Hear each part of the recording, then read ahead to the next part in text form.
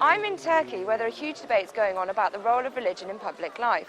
The country is 99% Muslim but remains staunchly secular. However, the situation is changing. I've been brought here as part of an organised tour that's been paid for by the Education Dialogue charity, a body based in London.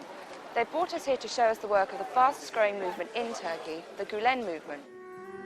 Fethullah Gulen is an Islamic scholar and writer based in the US. His ideas have inspired his followers to open hundreds of schools, newspapers, a TV station and hospitals in Turkey, as well as educational institutes abroad. All over the world, there are educational institutions that have been developed along his ideas of educational method, founded by those inspired by his ideals. Once there is a school in a particular given place, that is the end result of really a lot of community work there already. So the community volunteers, as we call them, or the Gulen Movement as academics call them, have already been there for a number of years working within the community, because the money and the funding is often raised from the local businessmen. We were taken to a couple of schools in Istanbul to see the Gulen values in action. The schools are fee-paying, at the top of National League tables, and there are no overt religious symbols in them. They don't teach Islam in these classrooms.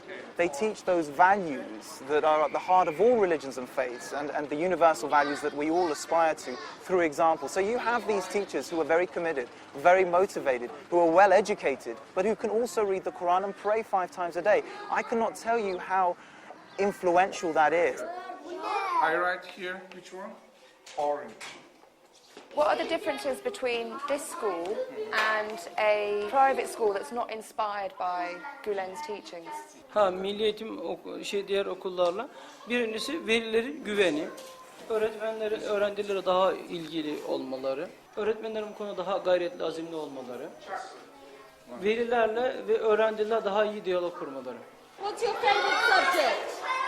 Chess. Chess is part of the national curriculum and it's compulsory from the age of 4. These kids look like they're about 7 or 8 years old, so they must be pretty good at it now. And there are a couple of textbooks as well about how to play chess. And I think the fact that they've got their own chess room, I mean, I don't even think you'd find this in the best fee-paying school in England.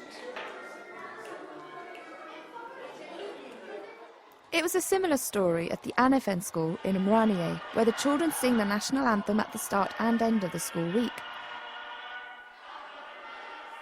Gulen schools are now opening up in Pakistan, Afghanistan and the Balkans, where Gulen's values have been described as offering a gentler form of Islam.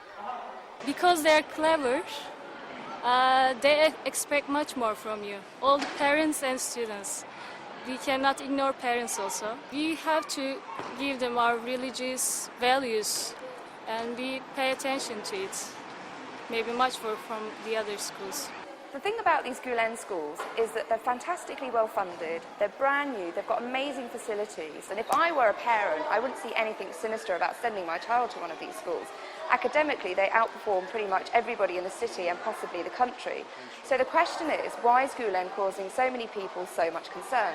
Pope John Paul II, the chief rabbi, Gulen's promotion of interfaith dialogue and moderate Islam has been welcomed by the West, but it's often criticised closer to home by secularists. The secular liberals would think positively about him because Gulen preaches a message in which democracy is appreciated. He's in favor of pluralism. He's in favor of a secular state as far as it grants religious freedom.